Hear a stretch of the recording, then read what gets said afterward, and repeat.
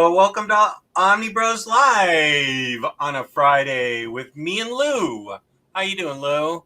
Hello, happy Friday. I have started my spring break this week. Oh, you So, have? All right. yeah. So, I've got the whole next week off. So, maybe we'll be able to squeeze in Omni Dog and the Dude. We can, well, I can't do next Friday because that's my Yeah, birthday and I've been ordered not to do it. So maybe we could do Wednesday, Omni Dog and the Dude. that sounds Wednesday good. drive time if you want. Yeah, yeah, that sounds good. um, so, Smothery Lion, we're with you. We don't know what happened to the old theme. They just arbitrarily replaced it with that elevator music. It just Wait, which theme is he talking about? The original theme or the really annoying Thanos glove one? Because I hate that Thanos glove one. oh, and I think Gio created that one, and I think you broke his heart when you told him It's too loud. I'm old. I don't like it. that. You're too old. I'm old. I'm an old soul at heart. Happy Friday. I knew that's what that was because I am the leading Hispanic authority. Oh, this isn't Monday. I don't need to do that bit. Feliz Viernes. Ooh, Lou's going to Cancun. I think Lou's going to bed. I'm going to bed. Good to see you Ooh, live here. Hondo, what up, buddy? Javi's here. You hello. did. I heard. Did you win the gift card last night? Um, if so, send. I'm waiving the. They probably didn't give you the draconian proposals that I always say. Draconian conditions. You need to send your. Yes. Okay, you did. Good. Congratulations. You need All to, right. let's see, send your this is our email address. So send your full name and what email you use with IST, so we can ask them to put the gift card in your account. It usually is within, probably, it's Friday now, so it'd go in Monday. So it should be sometime next week that it goes in your account. And that reminds me, InStockTrades.com, where you can get your collected editions up to 30 to 80% off, depending on the sale. Add an extra 2% to that with your loyalty discount. $50 gift card, given away every month. Just given away to Munin last night. And he'll get $50 worth of credit in his in-stock trades account. That's right. That's a pretty boss thing. Another boss thing is $50 or more in an order in the United States gets you free shipping in the United States. Fabulous customer service, fabulous packaging. That's InStockTrades.com. Thank you. Hmm. Jess, I photoshopped you onto that Nakayama Wonder Woman cover. Where is it in the Discord? In the is it in the clippings? Let's see. Oh, OmniDog Photoshop.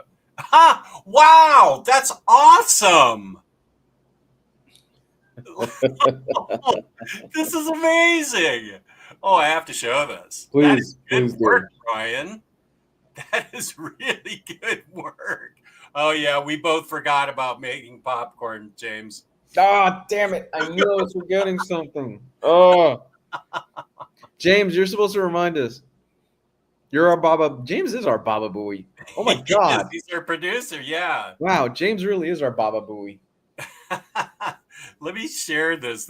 I saw this morning on Very Fine Conditions DC catalog. I was on there, and Dom of X, who loves to bait me on Nakayama covers because he knows I'm a sucker for them, Mm-hmm. showed me this one, and I said, "Well, that's great, but what the hell is Steve Trevor doing on there? That's ridiculous. He shouldn't be in there." And so, Brian, this is great. This is so good. Look at that.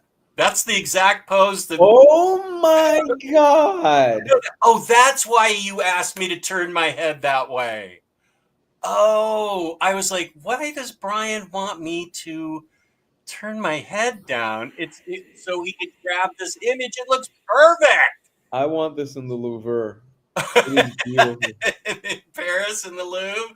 Yeah, that's awesome, Brian. That is good Lord, yes. Wow. Bravo, sir. And That's that's exactly how Steve Trevor's face was. let me so if you had still worked at an office or something like that, I would require you to get a little photo and have this sitting on on your desk Or on my lanyard that gets me in the building. your lanyard. Yes, I love it. I love it, man. That is epic. Didn't you have Epically epic. Didn't you have photos of your kids here? Yeah, this is better. It's a great. No, they did. Ooh, wow. Credit, man. This is great. They did a fantastic job. Yeah. Just his eyes. Just his eyes. Yes. Yeah. Somebody said, follow just his eyes, James. Yeah. Well, hey, that's how he asked me to pose. That's how Steve Trevor was looking at my gal Wonder Woman. What the hell? So, oh man. You know what, Brian, with your permission, I may share this on Instagram where I'm friends with Nakayama. I love it. And I'll give you credit. If you give me your Instagram handle, this is so funny. This is great. Yeah, no, it's fantastic. You guys look like you're on the Titanic right now. Yeah, we do. You are the captain of the Titanic. Oh, well, thanks. Thank you, Brian. Fantastic, man. Great job. Oh, Super Laugh Hard is here, who gifted us our McCay books. Thanks for being here, Super Laugh Hard. Mine is being blocked off because of my thing. But yes, I've got it right here. Oh, she knows. Yeah, I'm friends with him on Blue Sky too. That's right. He has more context with me. That's fantastic. He has more context with me on Instagram, but no, my wife will think it's funny that a viewer did this. It's hilarious. Amazing. Wait, Munin, you said you already mailed? Because I thought I looked at our Gmail. YouTube SpeakPipe. YouTube SpeakPipe. Maybe spam? Sorry? Maybe spam? I don't know why it would be spam. Try sending it again, because all we have here is like SpeakPipe. OmniDog's breaking news already sent us something March 15th. Oh, we must have already played that. Let's see. No, I don't see it, Munin. Wait, let me get rid of this thing. There we go. Try mailing it again to this email address. And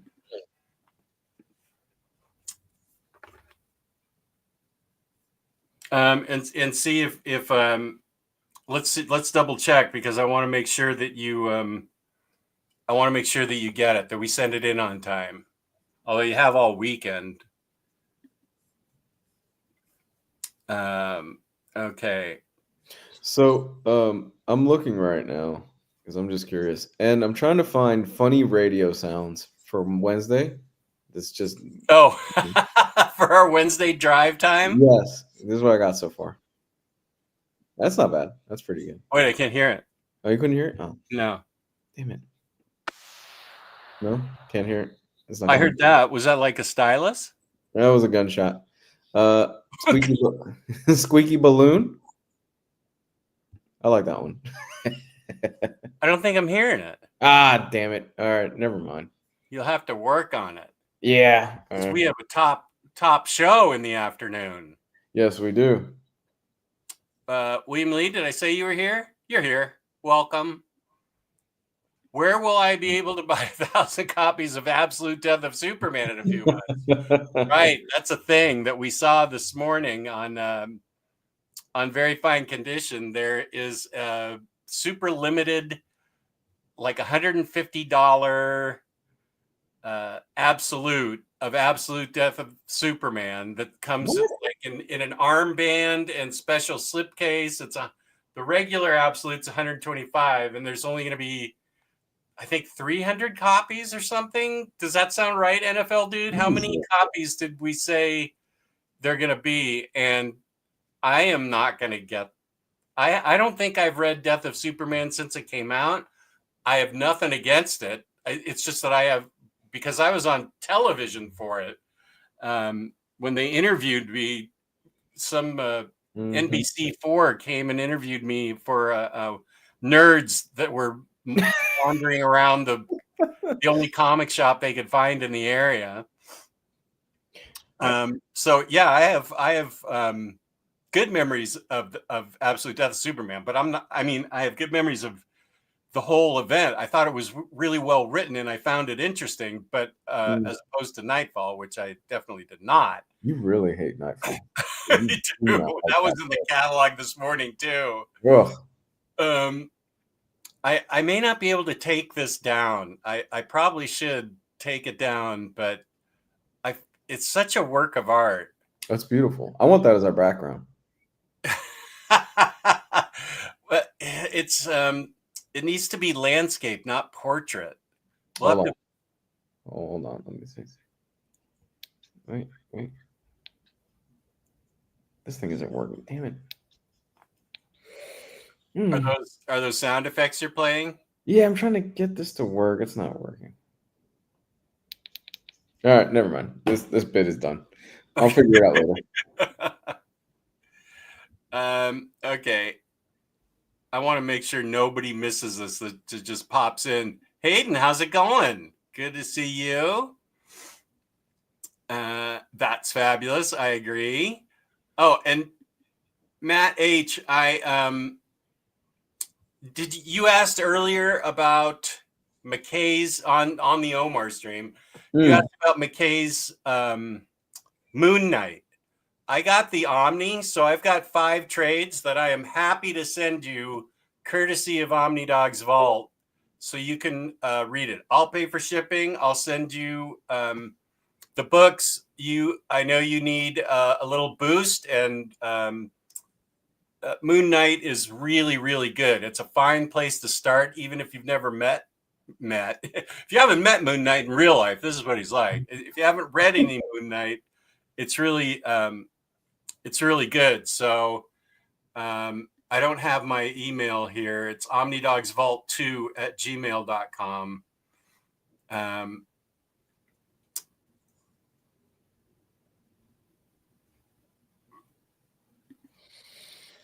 Oh, here's Next Imagina. Welcome.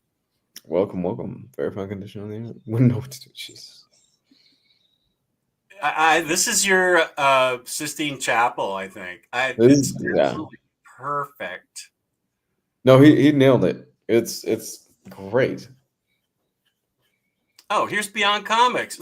This feels like a weird time to join. 1993 copies, because thank you, James. That's when it came out. You know, this looks like it would be on the cover of a spicy romance novel that you pick up at the airport. You know, you're in a layover, you're stopping at the bookstore, you're like, oh, this looks pretty good.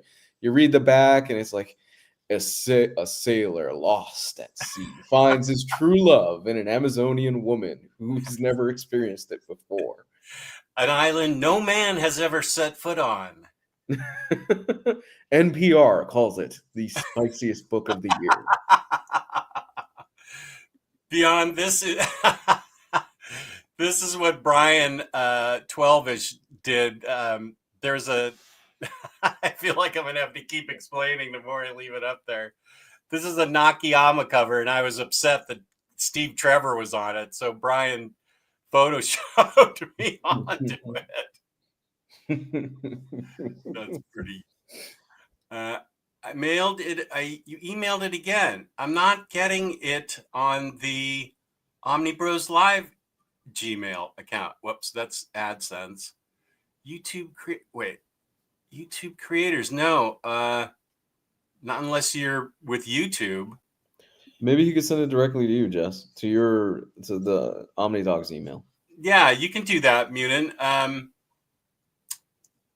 I can't put it up here. I don't have it here. It's omnidogsvault2@gmail.com. Baba Booey got you at 8:23. Oh, Baba Booey. Here it is. Here's my Gmail.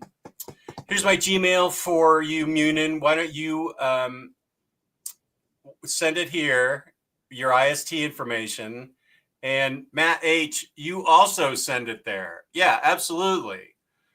That's amazing. Oh yeah, I'm happy to help you out. That's one less thing for everyone else to win during the big giveaway, whenever that happens. But you need it. You need it more than they do. That's awesome, man. Yeah. So both of you guys, Munin and Matt H, write me here, and I'll get you both fixed up. Maybe also you can go to Kinko's or like a place you could print this out, sign it, and send it to him in the box too. Little 8x10. That'd be awesome. I think Matt would actually get a kick out of it too if you did that. Oh, I don't think anybody wants this in their mail. Jewish Dragons is here. Nice. Razor asks, Jess, have you placed your Fanta Bucks order yet? I don't have any Fanta Bucks. I did see the Noah Van Sciver book. Rufus, Beat It Rufus. I want to get that, and that would get me Fanta Bucks, but I don't have any Fanta Bucks. But I saw that in my email. What's Fanta Bucks? Fantagraphics, if you buy $50, I think this is right, Razor, you tell me. If you buy $50 worth of books, you get a $50 in Fanta Bucks towards a future order. $50 can go towards a future order. Cool. Yeah, so people,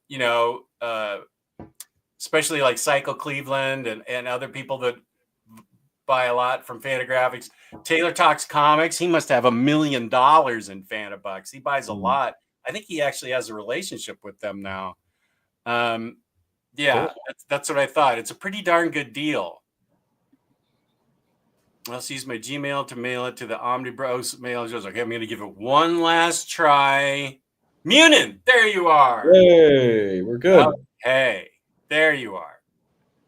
You can go ahead and email me too if you want to say hi, but we got it. There we go. There we go. Worked out, man. Yeah, I'll send it to Emily tonight.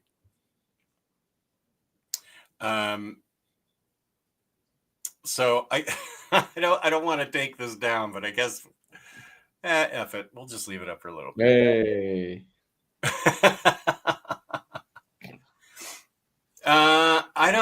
I don't know. Hotmail. I don't know. I forgot Hotmail was a thing. I think most people did. Goodness.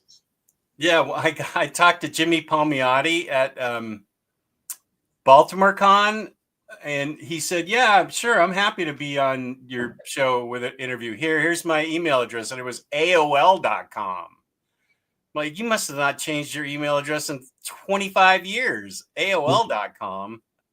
Jimmy Palmiotti still uses AIM.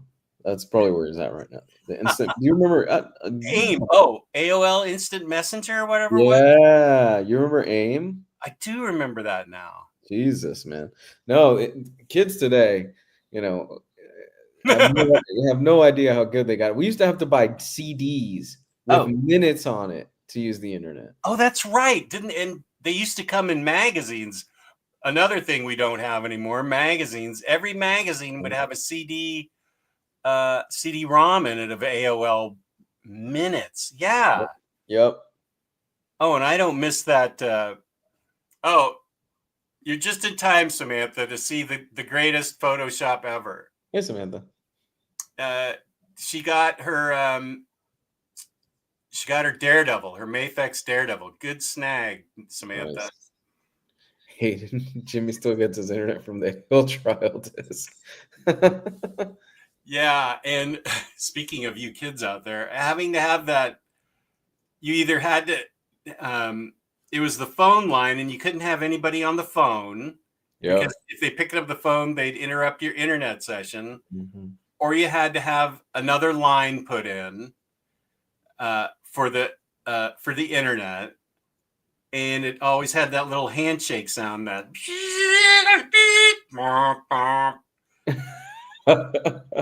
they called that the handshake, your internet connecting to the online world. And it was so innocent back then. It was just AOL, like Space Ghost coast to coast videos and stuff. Oh man, it was a better time. Take me back. God, take me back. Oh, I know. Yeah.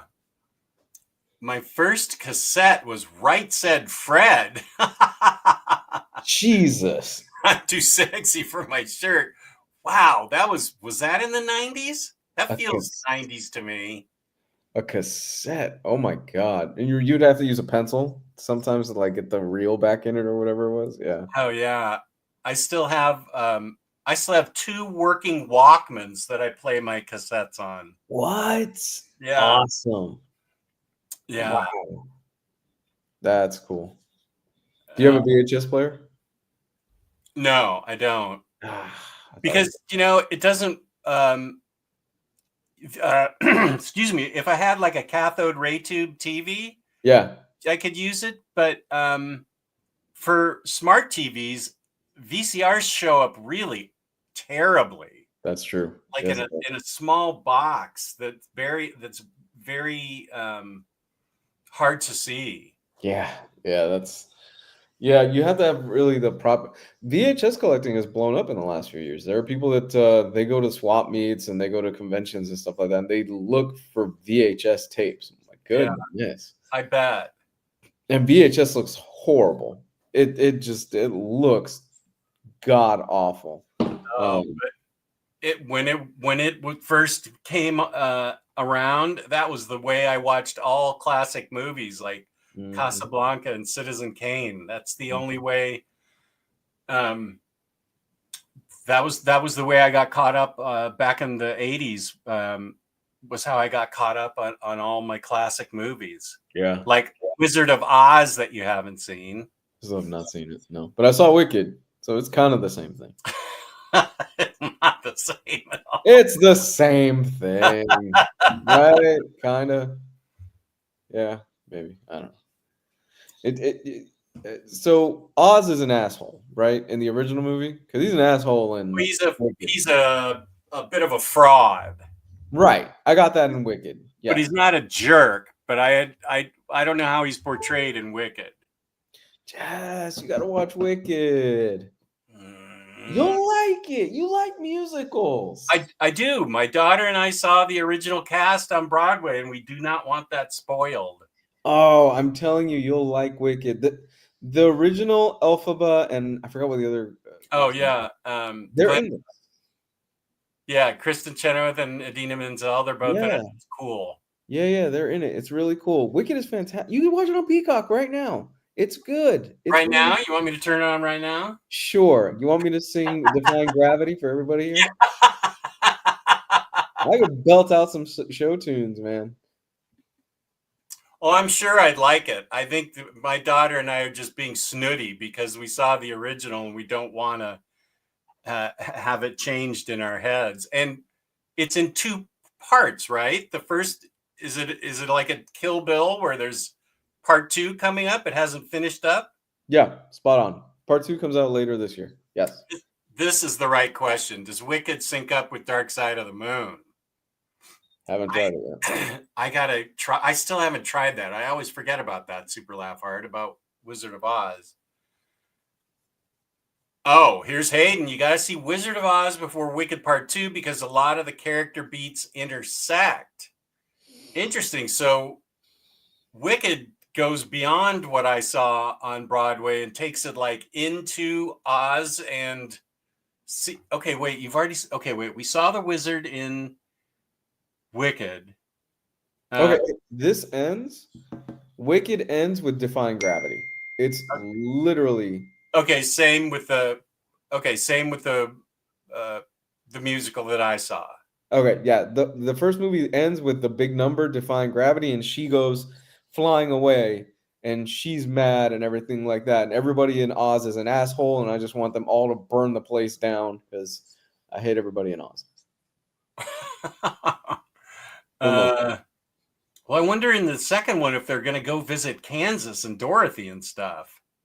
You briefly see Dorothy in the very literally the opening shot of Wicked. She's walking down the Golden Road, Yellow Brick Yellow Road. Brick Road, yeah. Yeah, but it's like it zooms past her. You just see like they're really tiny in the foreground, and the camera zooms past her, and then it goes right into Oz.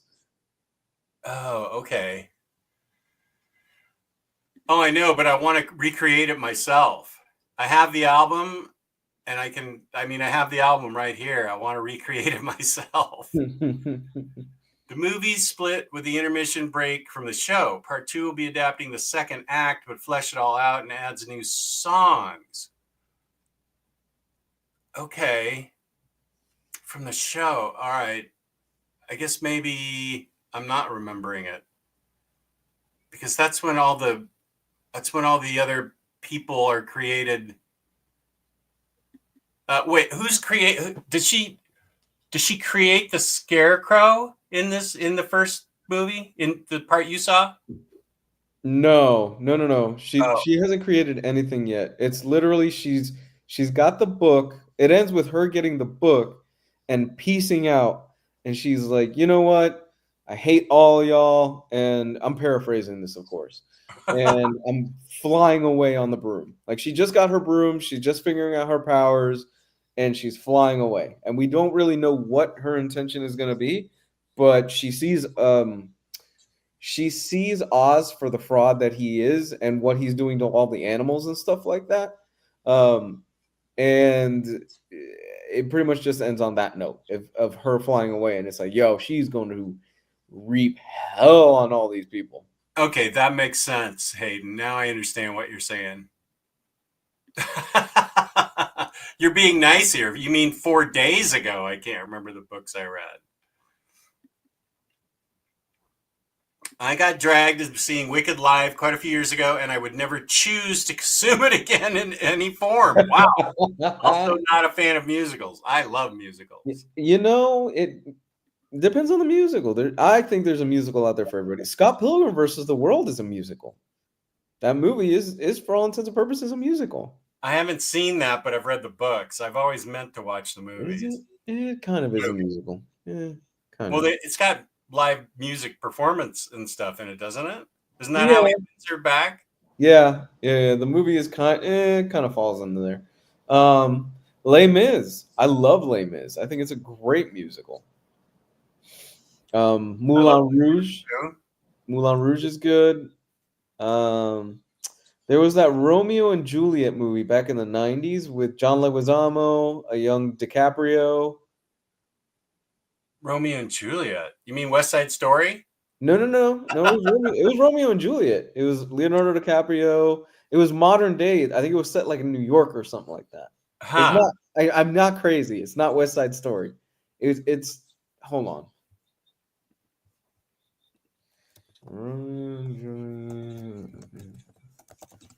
Claire Danes? Romeo plus Juliet. There we go. 74% on Rotten Tomatoes. Who directed this thing? Boz Luhrmann. Whoa, Hayden's Yes. right here with the receipts. Nice. Yeah, it was Boz Luhrmann. I liked it. Okay. I like all the old musicals. West Side Story is still my favorite. And Did you see the remake? What'd you I think? did not. I was not going to besmirch the legend of the original West Side Story that I holds a special place in my heart. I know a lot of people liked it though, but I Mm-hmm. wasn't going to watch it. Oh yeah, I need to see Pitch Perfect. I heard the first one's really good because I really like Anna Kendrick. Scott Pilgrim doesn't count, says Brian. straddles the line, I think, a little bit of the musical sense. But yeah, it really doesn't count. Yeah, Brian's not going to be watching any of those that you mentioned. He's That's okay. anti-musical. You just stick to photoshopping me onto Nakayama covers, Brian. You don't need to waste your time with musicals. I don't even know if Lou knows what this means. Sadly, I do because I've talked to Hayden a lot on Instagram about this. Oh, okay. I know what it means. That song has a chokehold on me. Like Oh, you that's how wouldn't. I know it, because you said Pink. That's how I know it. I listened to Yeah, it because you said, "Oh my gosh, this song has a chokehold on me." it's pretty bad. That stupid Pink Pony Girl song. I can't get it out of my head. Is It's that yeah. Wait? Is that Chapel Roan? That's Chapel Roan. Okay. And that's an old song too. I think it originally came out in what was it, Hayden? 2019, 2020, something like that. Oh, But it's it one just of her blew up. earlier ones. Yeah, it just blew up this past year. Oh, Elon knows what's up. Anything with Gene Kelly is great. You're right. Mm. 100% right. Now, Super Laugh Art, I don't think you need to. I will say this before we talk about this amazing book you sent us, McCay. Mm-hmm. I think it probably would have helped a little bit. I already know a lot of Little Nemo. I think it probably would have helped Lou a little bit had he had some backstory on what Yeah. Little Nemo was, and who Windsor McCay was. But even if you read Little Nemo, after reading this, I think I probably should have prepped Lou for the reading by saying, I mean, because historically it goes into a lot of things that did happen, and then and then the Tin Man and the Scarecrow, and then McCay goes to Oz and stuff. Oh wait, I'm mixing my no. Um, a lot of the historical stuff is right, but Mm. in Little Nemo, McCay was paid an astonishing amount of money, Mm-hmm. back then in the 1900s, to create Little Nemo, because that's when newspapers were like this big, and every Sunday color comic was one thing, not like it's all chopped up now. If any of you remember the newspaper in your Sunday funnies, like you get a little strip, Mm. everything was gigantic and filled it all up. And that Little Nemo's one of those. So it may have helped you enjoy it, to understand who Windsor McCay was and what Little Nemo was. Although it does a good job of giving you his vaudeville roots and how he met Houdini and stuff, which I thought was interesting. Mm. Um, let's see what's happening.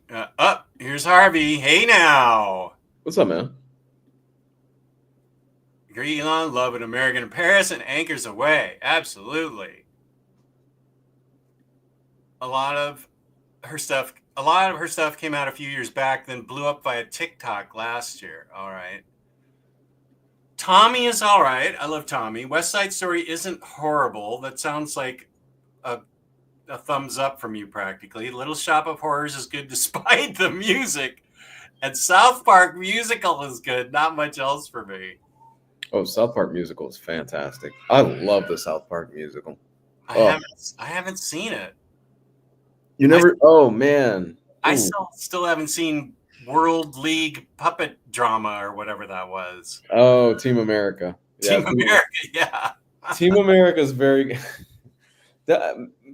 Trey Parker and Matt Stone, man, those guys are geniuses. They really are, man. They're a cut above everybody else. I think even now, 20 plus years into the show, they still find ways to make me laugh. They just did their Ozempic episode for South Park, and they crushed it. There's this whole bit about navigating the American healthcare system. That is one of the funniest things ever, and they use my favorite character, Butters, for it. It's so good. Oh my gosh, those guys are brilliant. Joey from Down Under. Romeo and Juliet is great. School of Rock got me to pick up the guitar. I liked School of Rock. I don't know that I consider it a musical, but I think that's about Jack Black's only really good movie. I think School of he's Rock. been in nothing but crappy movies for some reason. Because he's really talented. What's another good Jack Black movie? I like the Jumanji movies. I never saw those. They're okay. They're fun. They're fun for what they are. Was that with The Rock and Kevin Hart? Yes. Kevin Hart's pretty funny. Yeah, they're pretty good for what they are. Oh yeah, I agree with this. Super laugh hard. My favorite musical number is in Young Frankenstein. Have you seen that Mel Brooks movie? I haven't seen this since I was a kid, and I remember Young Frankenstein. Frankenstein. That's what I think what he's referring to is when Peter Boyle as the Frankenstein character, the monster, is singing "Putting on the Ritz," and Gene Wilder's singing, and that is such a good movie. If you hear something in the background, it's the baby. I hear her screaming. What are you not giving her food or something? Are you starving? No, she's trying to go to sleep, and it's been a fight with her to try to get her to sleep at night by herself in her crib, and it's just been difficult lately. Lou, have you seen the last episode of Severance yet? I still need to watch the whole season. I saw the first episode of season 2, but here's the thing with Severance. Severance is a show that, for me, it practically begs to be binge watched. It's too much of a show that I don't want to wait week to week for all of it. I need the answers right away. So now that the last episode of the season is done, I'm gonna go back and watch season 2 in its entirety already. I can't get Patty to watch that. It didn't look good to her. It looked good to me. And I'm telling you, Paradise. You and Patty, you're gonna like Paradise. She does like Sterling K. Brown.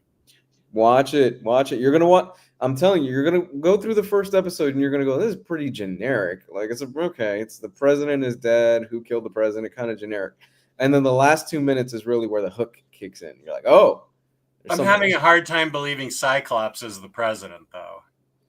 He sells it. He does a good job. He does a very good job in it. He's really, really good. And also the pit.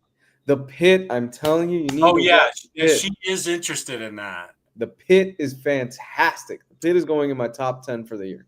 Okay. Well, you have never steered me wrong with television.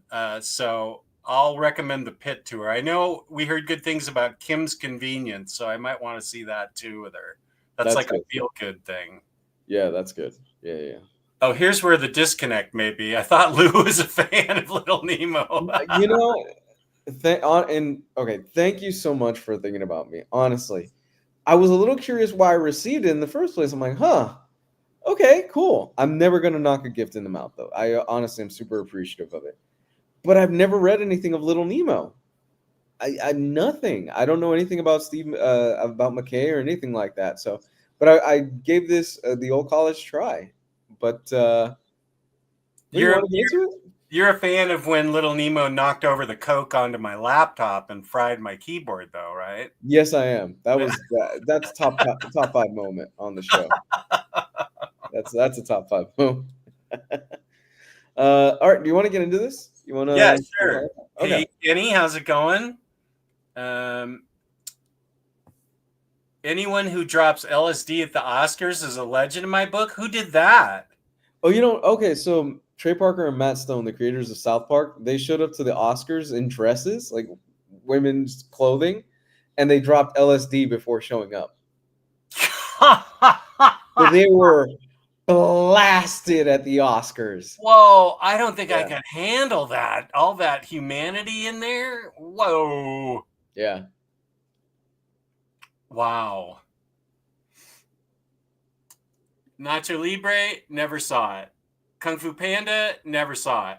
High Fidelity, there you go. That's a good, but I think that's more of a Jack Cusack Jack. John Cusack movie, but High Fidelity's good. Yeah, and Jack Black is really good in it. You're right. I will give you High Fidelity. Nacho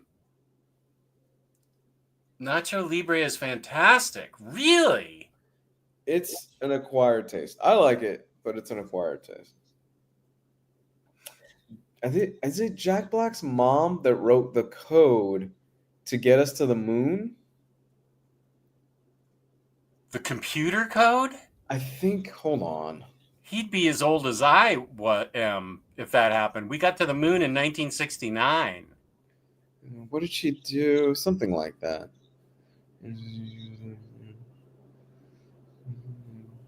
Yeah, she was an American aerospace engineer, but she did something. Hold on. Oh, I was correct. I stand corrected. Jack Black's mom worked on the system that helped save the Apollo 13 astronauts. Oh, wow. Yeah, she was brilliant. Holy smoke. Okay. Well, how old's Jack Black? Maybe I keep thinking of him as School of Rock, and that was like 20 years ago. Jack Black is 55. Oh, okay. So that does track. Yeah, that tracks. Wow. I wonder if he was a disappointment to her. She's like an aeronautics engineer, saved lives on Apollo 13, and he's like, yeah, I'm going to go play in this band Tenacious D and make jokes and fall on my face in a bunch of movies. It turned out okay for him, though. He makes money. Oh, yeah. No, I don't dislike him at all. I think he's extremely funny. Yeah, we could talk about this. This is a super huge book that Super Laugh Hard sent us both. I got this probably 2 years ago when you sent me my first. You sent me two things, I think, Super Laugh Hard. You sent me the Batman Fugitive, Bruce Wayne Murder Fugitive Eaglemoss books, which is gorgeous. And then he sent me a big chunk of European books. And when you got yours, I was like, oh, I have this also. Let me show some of the art because the art's really amazing. Let me move this over away from, my stuffed animals, but the art's really amazing. And this is Winsor McCay was a famous cartoonist in America in the early 1900s, but before that, he also did art acts on vaudeville and stuff, and met Harry Houdini. And there's a whole cast of interesting characters here. He worked for the Herald, like the New York Herald Tribune or something. Yeah, and made righteous bucks. And then they got paid well because that's why people were picking up. Look at the color palette's really cool in this book because people were buying newspapers on Sundays specifically for the funnies, these enormous creations that were fantastic. And I think Little Nemo is probably the most famous of them all. Mm-hmm. And Little Nemo would always have these dreams. In the very first scene, they would be like twice the size of this book. And in the first scene, Little Nemo would have all these dreams and they'd come to life. And they'd come to life on the page and then he'd wake up. And then I also believe Winsor McCay, and I know I'm probably getting corrected by all these people, by like Next Imaginaut and Psycho Cleveland, but that's fine. I think he did a strip called Rarebit Fiends, and Welsh Rarebit, famously gave him nightmares, and he would illustrate those nightmares under a different name. And I think Rick Veitch also in the 80s or 90s also did a comic called Rarebit Fiends, which I found extremely dull because I don't want to read about anybody's dreams, even if they're Rick Veitch's. I'm like, this is about his dreams? I don't even want to hear about my wife's dreams after the first 30 seconds. I'm like, I'm out. I'm not paying money for this. But so yeah, so he was very famous, and then he did have a connection to William Randolph Hearst, who owned who was a very powerful guy, very rich guy back then, with his newspapers, his yellow journalism with the Yellow Kid, and promoting. If I'm right, it helped foment the Spanish-American War because it reported falsely that the Spanish had attacked the Maine, which was one of our battleships, and I don't think they did, but we went to war with Spain over it because of Hearst's desire to sell more newspapers. I don't think that was. I mean, the war was real, but I think the Maine was a kind of a fake incident that he bulled up to sell more papers. So that part of the book is all factual. Then they go into the fourth dimension, and I have to say the book plays with the idea of going into the fourth dimension, and Winsor McCay and his nemesis both go into the fourth dimension. And it's explained to us in the book how the fourth dimension how it works. Yeah. And here he is in the fourth dimension. This was kind of a weird read. Yeah, I can see that. Yeah. Fifth dimension, Mr. Mixaplik is from there. I understand that. But the fourth dimension, that kind of went over my head a little bit. Yeah. Because it involved math. And I don't know math. So I'm of two minds of this. There's half of this that I really, really dug, and there's the other half that it was okay. I didn't hate it, but it was just okay. The part I really dug was more of the Winsor McCay life story. Yeah. And I think if this book focused more on that, a la something along the lines of The Fifth Beatle or the Twilight Zone book. What was it? 2 or 3 years ago. I can't remember the name of it. We're focused on the host of the Twilight Zone. Oh, the Twilight Man about Rod Serling? Yes. I think I would have enjoyed this a little bit more. Because for me, I feel like there was a lot of context in certain things that I was missing out on because I've never read anything by McCay, and I've never read Little Nemo.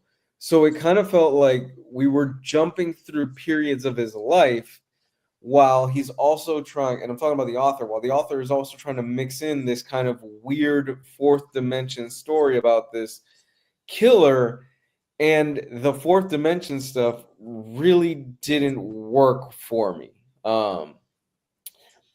Again, I really enjoyed the stuff with Winsor McCay because he was a really fascinating guy, and seeing him jump around through these different time periods, and especially the stuff involving Harry Houdini and all these other hell, there's a period where it's even at the World's Fair, the Chicago World's Fair, and I was like, oh, are we going to get some tie into the H.H. Holmes story of the Chicago World's Fair? And it's only a few pages, and he jumps right past that into something else. And I'm going,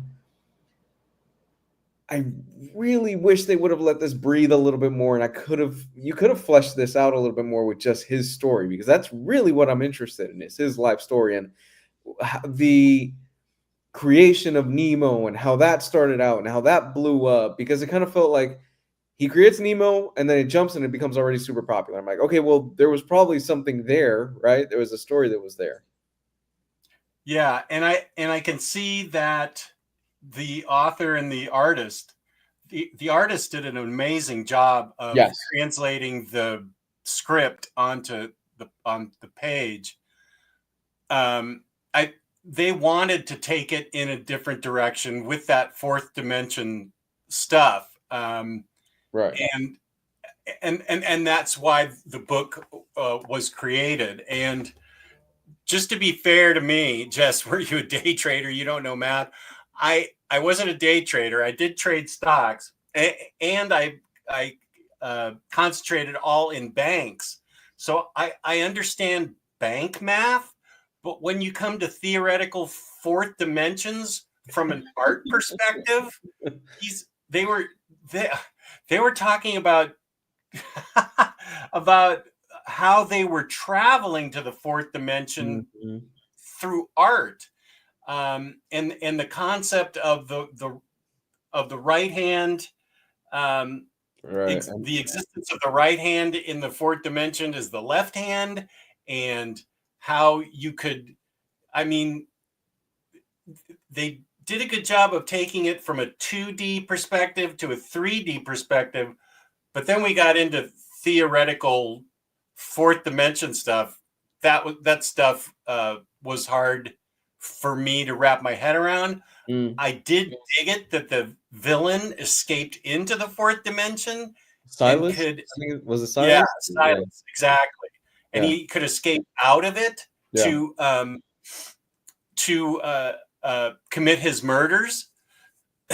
um, but how McCay got into the fourth dimension, that was above my head. I mean, I had a hard time wrapping my head around the Yeah. fourth dimension. I can see how I enjoyed this more than you did based on my knowledge of old newspaper strips and McCay's life and stuff. And Mm-hmm. I can see how that might have been more interesting to you than the fourth dimension type stuff. But even the context of knowing what McCay was up to in his life, and then going into this fourth dimension stuff, it did turn into a little bit of a detective story It did. when they threw McCay in jail because they suspected him of murdering these people. That it was actually Silas escaping from the fourth dimension, Yep. out from the fourth dimension, murdering these people, and then popping back into the fourth dimension. My brain can figure out, you know, the financials for a bank, but my brain just could not wrap itself around the idea of a fourth dimension. So, Super Laugh Hard, you are amazingly smart. So okay, and here's the thing, because I see him in the comment, he's like, "Hey, you can feel free to slay your copy." Actually, what this book made me want to do is actually pick up the complete Nemo, because I do feel like if I read some of that and I did develop more of an appreciation for Winsor McCay's work, I think I could revisit this and I would look at it completely different and appreciate it more for what it is. So I do plan at some point, along with the 50 other things that I'm trying to finish reading some point this year. I do want to pick up the complete Little Nemo, and maybe most likely in a digital format or something like that.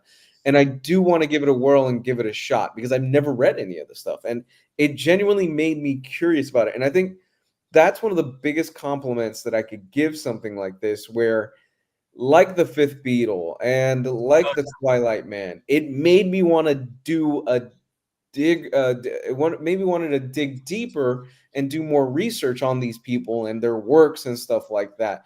I didn't know who Fifth Beatle, Brian Epstein. I didn't know who he was, but it made me really want to do more and learn about this guy. Like, wow, this guy was really prominent and important for the Beatles. And the Twilight Man is probably one of my favorite biographical comics of all time. That's a good book. I think it's brilliant. I It do is too. so good. And maybe that's why I wanted a little bit more of that in this. I really, really got curious about this Little Nemo stuff, and I wanted the whole concept of dreams, and I've never read any. I think it's fascinating. I think it really is. I really want to go back and look at this stuff over. Yeah, by no means is this not a good book. No, It's a good book. no. It's beautifully illustrated. Right. and it was just the concept of the fourth dimension that I finally had to say, okay, that happens. You know, like with X-Men and stuff. Okay, that happened. You know, Yeah. I just had to say, okay, they figured out a way into the fourth dimension, and I enjoyed it because I just went along for the ride, and I enjoyed the angle of the private investigators investigating these murders and thinking it was McCay, and they had a woman that was related to one of the earlier. No, I think it was like Professor Hinton, the guy that came up with the sister-in-law. Yeah, something like that. Hinton, that he came up with the idea of the fourth dimension. His death was creepy. His death was really creepy. I love. So I really like the concept of Silas, the killer, being able to pop in and out of the fourth dimension. And there's one in particular where he switches the guy's heart inside of his own body, and he puts the heart. He moves it from his left side to his right side, and it causes him to have a heart attack. And wasn't that like? Hadn't they seen that in a lot of other? I feel like they saw that in other murder victims too. I think so. Where he moved things around, or and then there's a whole Marxist angle in here, because that's what Silas is really after. He's a Marxist, and at that particular point in time, and really wants to change things in America.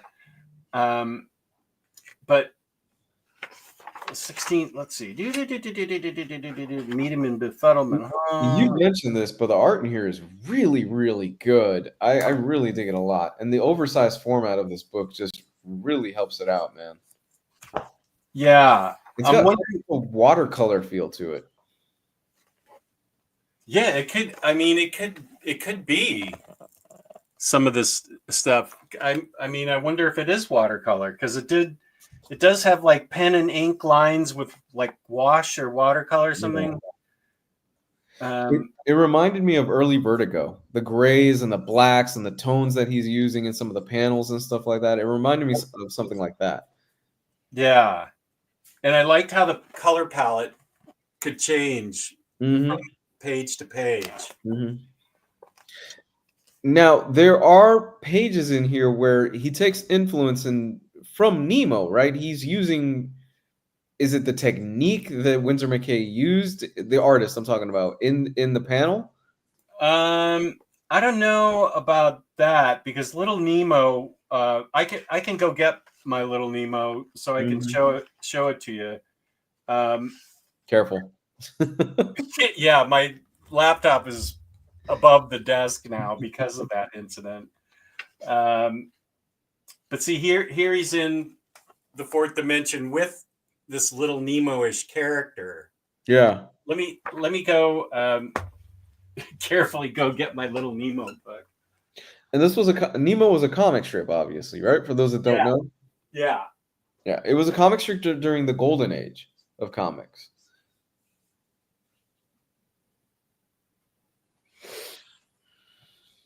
We'll wait for Jess to come back. Good evening, people. Just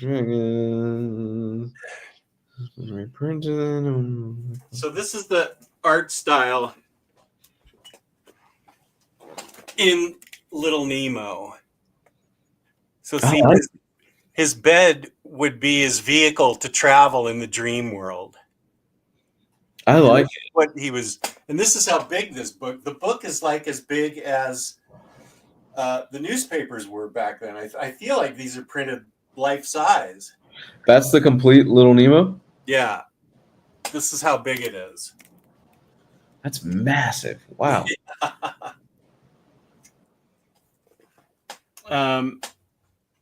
Yeah, so wait, I haven't actually looked at it.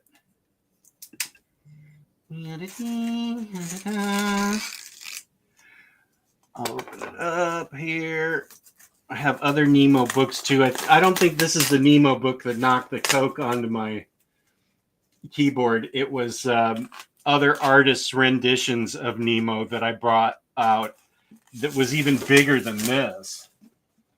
But you can see how. I'm gonna try to snag a digital copy of this, and I'll get back to you all because I do not have the room for something that massive. Yeah, In the because house. there's all these articles and stuff here too. For the complete little. Okay, where's the.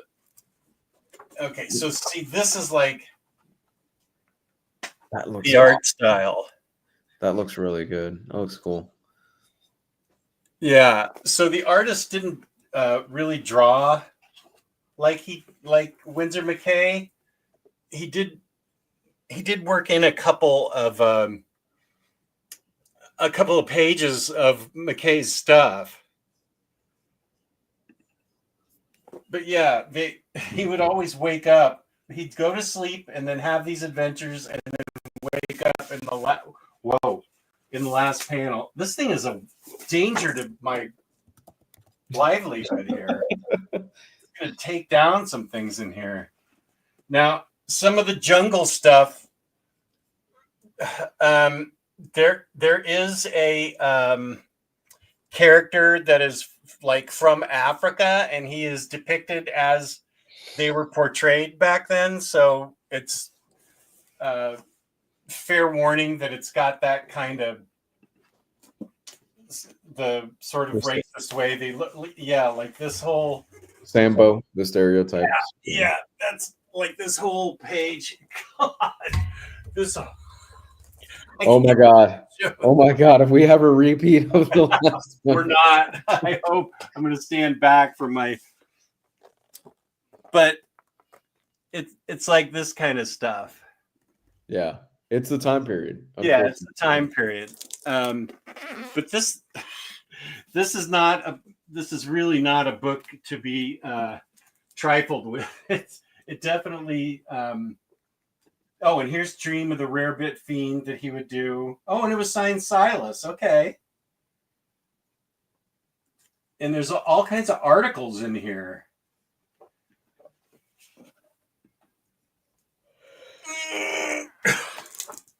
I'm not kidding. This thing weighs 20 pounds. My arms are exhausted. I'm looking at it right now on the Bezos. This is tempting. 704 pages. It's massive. Oh, it's one of the biggest books in my collection. $50 too, and it's full of articles and man. Maybe when you get your house. Yeah, I need a bigger space for something like this. But let me see if I can find a digital copy, and I might start pouring through some of this. Jesus, it is really big. Okay, I knew this was going to happen. Next astronaut, don't try and explain it to me. I'm not going to be able to get it. A partial simplified explanation of 4D physics is that in the totality of 3D spacetime, you've lost me already, would be freely and wholly perceptible and portend to be manipulable spatially rather than participated in the unidirectional and time-bound manner that we experience 3D reality and time within. That's a simplified explanation. I appreciate that very detailed and nuanced response, my good sir. But I'm not 2018 Lou, who has a green haze floating around him all the time. To be able to think about this and understand this, I'm happily sober from that for the past 5 years. And I don't know. I mean, I took physics in high school, and I don't remember our covering 4D. It is awesome. It's an amazing book, and it's an amazing kind of piece of history when it shows you everything that was going on at that time because of the articles and stuff. And you're right, Doug. It has its own gravity. Yeah, I was having trouble just lifting this thing up because of the crazy size it is. But it's actually, this is. I'm really glad that this gave me an excuse to look into this again. This is just wow. You got it. This is a book I think you have to read on the floor. Oh, are you saying we're going to be doing a Patreon stream soon for that? What? No, it's too much. See, this is where you go, shut up. This is where you remember I sent you that text saying you got to tell me when to shut up. This is one of those moments. We have a Patreon this Sunday, don't we? At 1? Is it this week or is it next week? Is this No, Sunday? No, it's this Sunday. it's the 23rd. Yeah, we're going to be Yes. reading Superior Foes of Spider-Man. Damn it, I got to start that. Okay, yes. Oh, I have a day to read that. Oh no. Oh, I haven't read it. Oh, okay. I can't. Next week is birthday week in this house, Oh and no. Kelly's coming over to spend the night Sunday night. I might be able to do it next Sunday. Let me text her right now. We're talking about it. I have all of next week off. So my whole next week is clear. If you want to squeeze it in at some point next week, we could do that as well. Like during the week? During the week, I'm clear. Yeah. Okay, let's try that instead. Except for Wednesday. Wednesday is the only day that I don't because we're going out for the day. We're doing something. Wait, I thought we were doing Wednesday drive time. We might have to move that to a Tuesday. Well, I can't be on next Friday because it's my birthday. That's fine. Yeah, no, that's fine. So we'll have to squeeze morning or afternoon drive in a different day. That's fine. The Nemo book is half off on the Bozo site. Oh, Kane's here. Welcome. Hello. Yeah, happy Friday to you, Kane. It's our favorite moderator. I get to sleep late. Yeah, right on. Yeah, it is pretty awesome. Simplify it. What time period? This would be. I think that this is wow. I didn't even know this was a Taschen book. 1915. I think he's 1905 to 1909. Okay. But it was more popular. Little Neiman's Slumberland. Okay, that's when. Okay, wait. Oh, I just saw something. 1905 to 1909. Okay, that's what's included in this. It was only. This is 4 years worth of stuff. This is like 20 years worth of stuff. You're just cranking them out, man. Well, yeah, every Sunday. Well, so 1905 to 1909, but I felt like he did it for a lot longer. I thought he was. Oh, okay, 1869 to 1934. That's when he died in 1934. Be right back. Okay.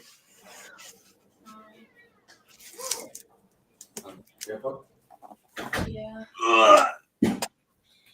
Apparently. The reason she hasn't been here. Oh.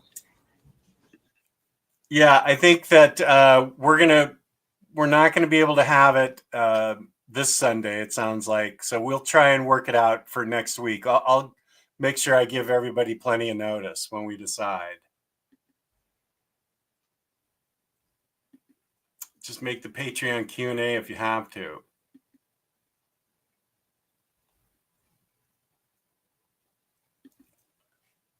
What I'm currently grappling with for the aforementioned partially Wizard of Inspired film project is how to cognize 5D physics and really understand the competing theories of what it might be or how it might operate if the fifth dimension does in fact exist. Well, it does. Mr. Mixesplick is from there.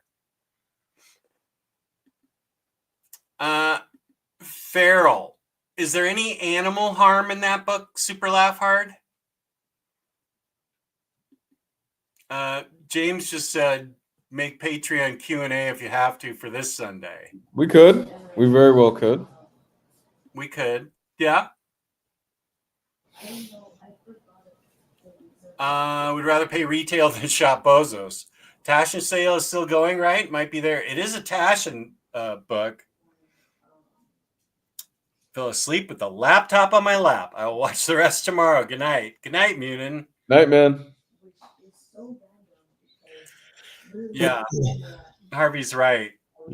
Comic tent poles of the medium. That's a good way to say it.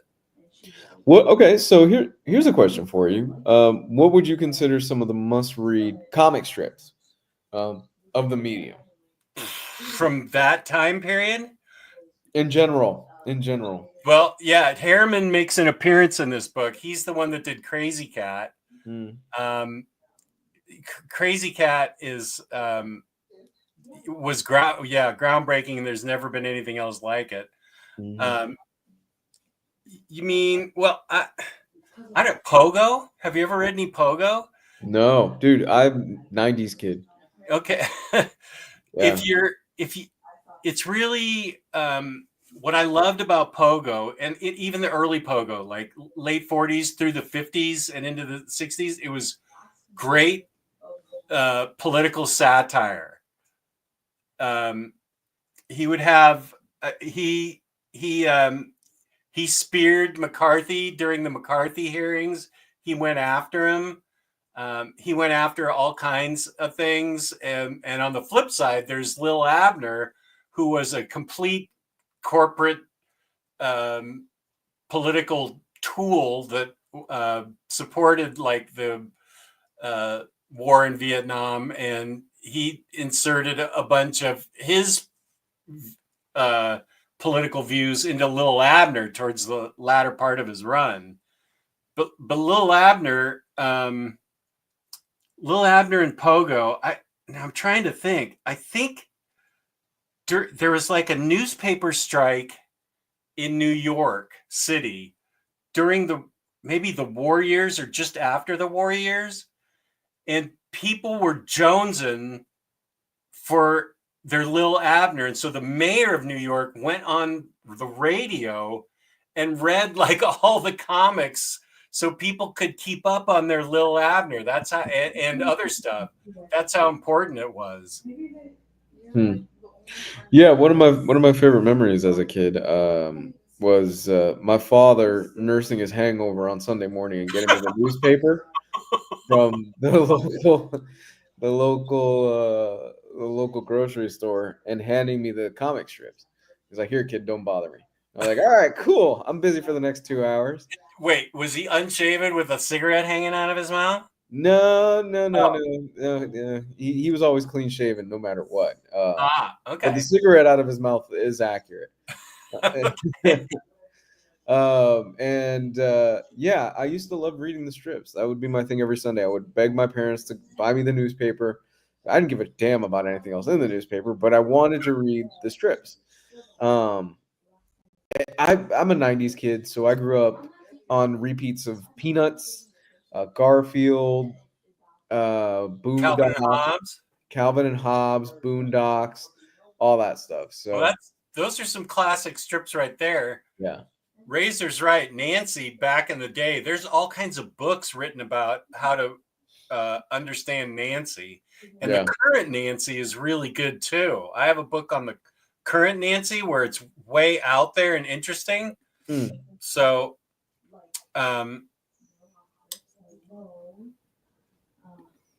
The Walking Dead meets Disney. It's animals with rabies trying to... Okay, no, I can't read that.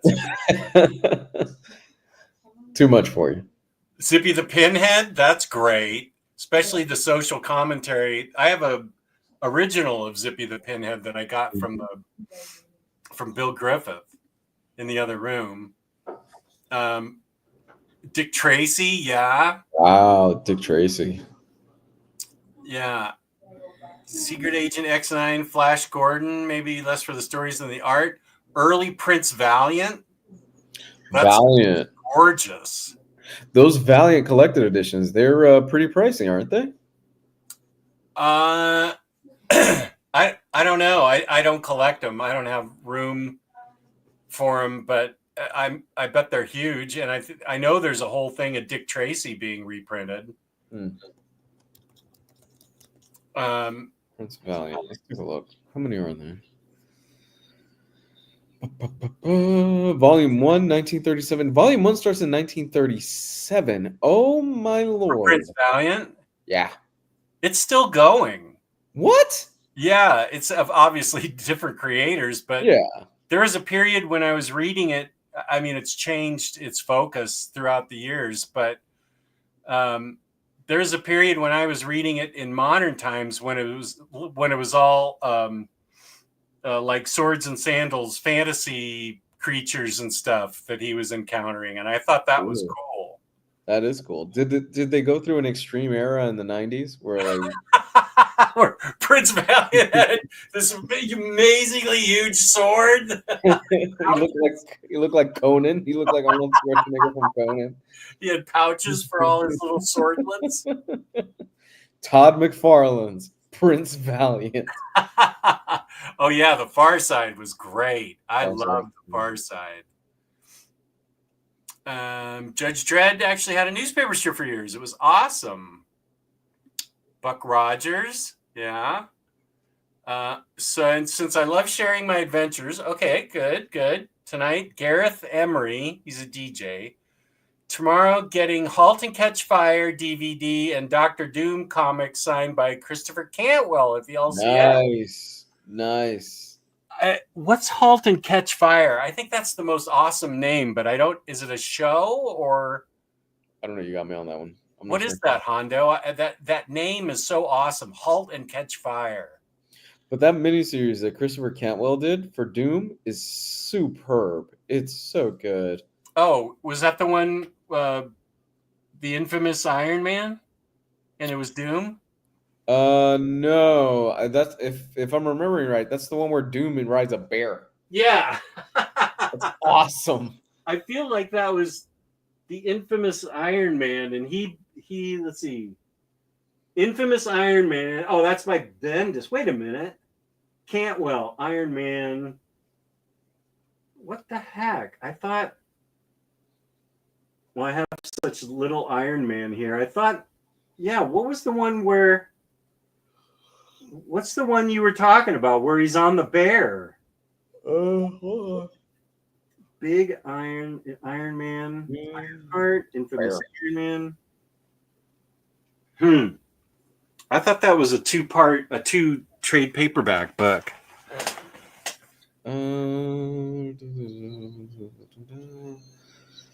Who's writing this?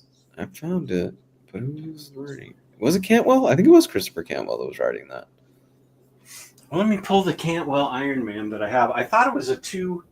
It's a miniseries. Doctor Doom #7 by Christopher Cantwell wrote a miniseries for Doom. Okay, so it goes past just one trade. So I do have it somewhere. Iron Man, Big Iron. Wait, that's Iron Man. That's not Doctor Doom. Ooh. Doctor Doom. Oh, yeah. Blah, blah, blah, blah, blah, blah. I was looking for some reason. I thought it was. You're right. It's this. Yeah, these were great. For some reason, I thought that Doctor Doom appeared as Iron Man, and it was called Infamous Iron Man. But yeah, where's the? Oh, I should read this again. It's great. It really is so good. Where's the part where he's on a bear? Issue 7. Issue 7. Yes. Man, some of these Valiant hardcovers, they fetch a pretty mean price. Oh, from when we started the Valiant craze? Mm-hmm. No. I'm talking about the Prince Valiant.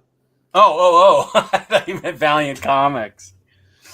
Prince Valiant volumes 19 through 21 gifts box set. The pre-order is up. That comes out November 18th.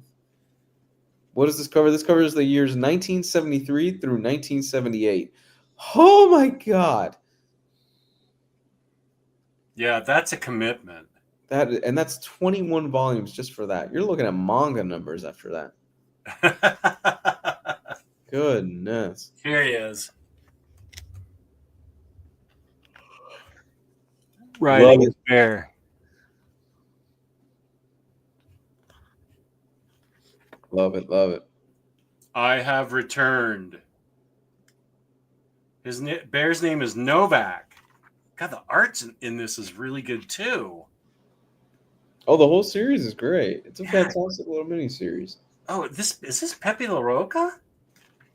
Salvador La Roca. I was thinking of Pepe Larraz. La Roca's in both of these. Oh my gosh, I got to read these again.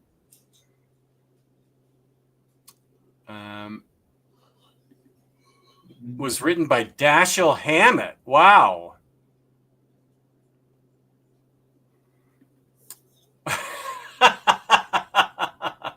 Thank you, Super Laugh Hard. I appreciate that. That's awesome. That's super sweet, man. That is. Oh yeah, Bloom County was really good. I love Bloom Yeah. County with the Opus. Dilbert. Oh, Dilbert. Did you not hear what happened to the creator of Dilbert? Oh yeah, I've heard about him. Yeah. Back in the day when it was in the newspaper strip, it was funny. Yeah. Yeah, I've heard how much of a wonderful person he seems to be these days. Yeah, wow, he's gone off his nut. A little bit. Yeah, a little bit. A little bit. Fire is an excellent period piece TV show. It's about the very early days of home computers. Silicon Prairie, think Texas Instruments to Silicon Valley. Well, I grew up just below that area. Halt and Catch Fire. I love that name. Jess, I'm starting to drag a little bit. I'm getting tired, man. You want to go ahead and call, or do you want to stay on a little bit longer? Well, let's. You and I should talk about what we want to do for Patreon, and then we post it tomorrow. We don't have to do it. We don't have to do it here, but we can text. Okay. Yeah, sounds good. Decide what we want to do. Yeah. But let's remind people that those Valiant collections can probably be found at InStockTrades.com, where you can get your collected editions from 30% up to sometimes 80% off. Don't forget your 2% off loyalty discount. We just gave away the $50 gift card last night on the MongaBros show. The winner was Munin, and I did get his address, so I will send it in after this. Yes. $50 or more in an order in the United States gets you free shipping, fabulous customer service, fabulous packaging. That's InStockTrades.com.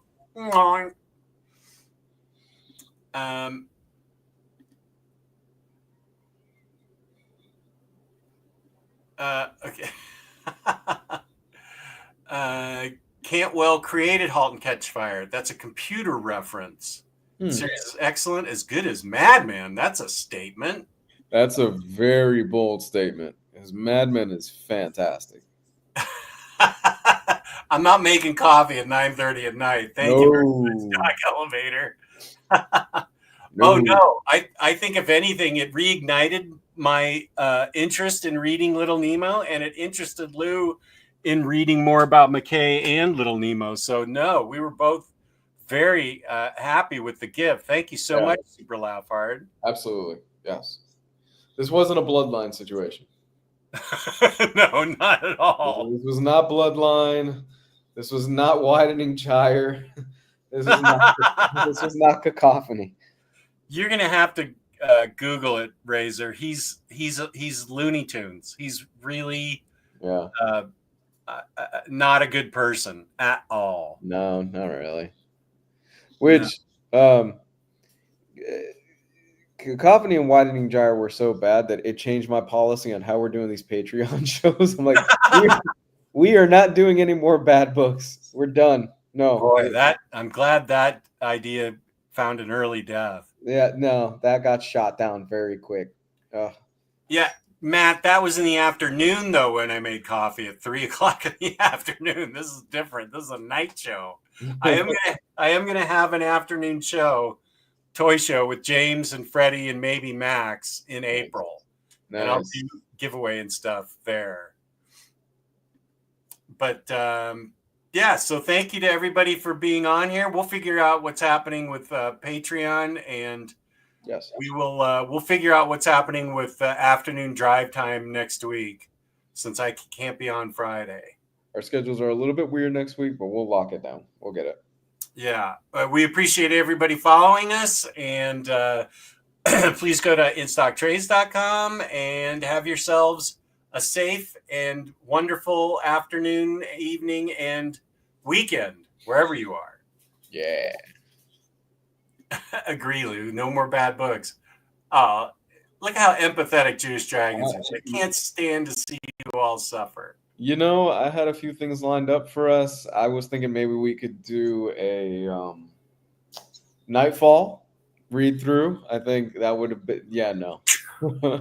I couldn't do that to my co-host because he put it, the best way he described it to me was, Lou, I only have a few hours, a few more, so many hours left on this planet Earth. I don't want to do this to myself. And I went, yeah, you're right. Yeah, like what if Nightfall's the last thing I read and then I go, "Pshh." Oh, no, don't say that. That's going to be on you. No, don't go out. No, Jesus. Smothery Lion, I'm sorry. I don't have anything coming up this weekend because we have a friend's retirement party that I was suggested told about by upper management. You were voluntold. I was voluntold for it. Yeah, I'm making a coconut cream pie for it. Ooh. From okay. scratch. I make a Ooh. coconut cream pie. Nice. So, yeah, peace and love. Thank you, everybody. We appreciate everybody coming here on your Friday night, early Saturday morning, wherever. Really appreciate it a lot. Thank you. Peace and love.